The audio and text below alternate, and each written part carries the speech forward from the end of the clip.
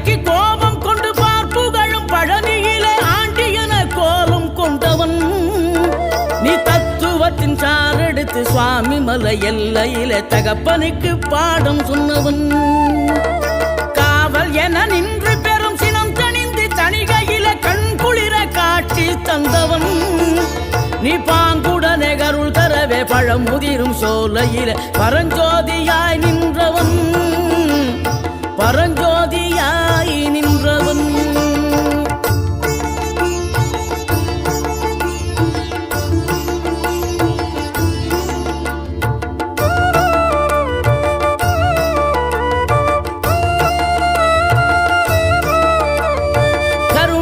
கமழும் அந்த அருணகிரி தமிழில் மனம் மகிழ்ந்தாடி நின்ற முருகன்